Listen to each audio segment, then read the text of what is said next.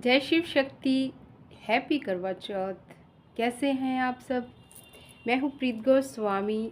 आज बात करते हैं करवा चौथ पे कि करवा चौथ एक्चुअल में स्टार्ट कहाँ से हुआ था, किसने इसको मतलब सबसे पहले रखा, करवा चौथ है क्या।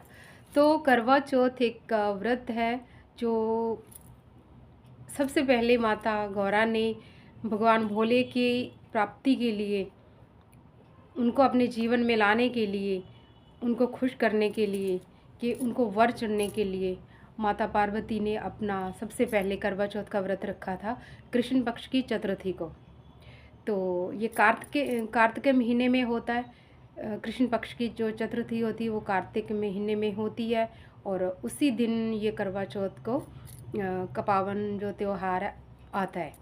तो ये रखती हैं, इसीलिए औरतें रखती हैं कि हमको सुख समृद्धि मिले, पति की लंबी उम्र हो, घर परिवार में सुख समृद्धि बनी रहे, शांति बनी रहे। माता गौरा से ये प्रेयर की जाती है, गणेश भगवान की वंदना की जाती है इस व्रत में। और क्योंकि चंद्रमा को अर्घ्य इसलिए दिया जाता है कि क्योंकि जब माता पार्वती ने ब्रह्मा जी को खुश किया था तो ये वरदान ब्रह्मा जी ने ही दिया था कि जो भी कुंवारी कन्या भी इस व्रत को रखेगी या सुहागनें रखेंगी तो वो जब चंद्रमा को अर्घ देंगी तो वो मेरी मान्यता की जाएगी। तो इसलिए चंद्रमा को ब्रह्म रूप मानकर उनको अर्घ दिया जाता है। इस व्रत को सुबह 4 बजे से शुरू कर दिया जाता है। स्त्रियां नहाती हैं, अपना पूजा पाठ करती हैं। इसमें स्पेशल पूजा होती है गणेश भगवान की, कार्तिकेय भगवान की, गौरी माता और भोले बाबा की पूजा की जाती है। कार्तिकेय भगवान की पूजा इसलिए की जाती है क्योंकि ये कार्तिक का महीना होता है और गणेश भगवान की पूजा से बिना कोई भी पूजा सफल नहीं होती।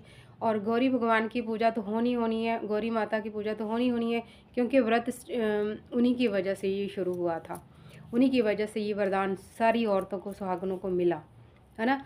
तो इसलिए शिव परिवार की यहाँ पे पूजा की जाती है और उनसे प्रे की जाती है कि भगवान सुख समृद्धि बख्शते रहना, अपना जो आशीर्वाद हमारे सर पे ऐसे ही बनाए रखना, और पति की और अपने लव्स वन की उम्र लंबी हो, कामयाबियाँ मिले उनको हर जगह पे, ऐसी कामनाएं रखकर औरतें अपना व्रत पूरा करती हैं।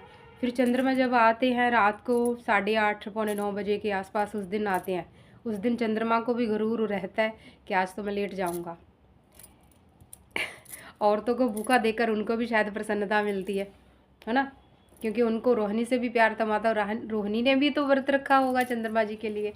तो चंद्रमा जी खेल खेलते हैं इसमें अपना, उस दिन लेट आते हैं, हर दिन जल्दी आते हैं बट उस दिन लेट आते हैं, आप देख लेना।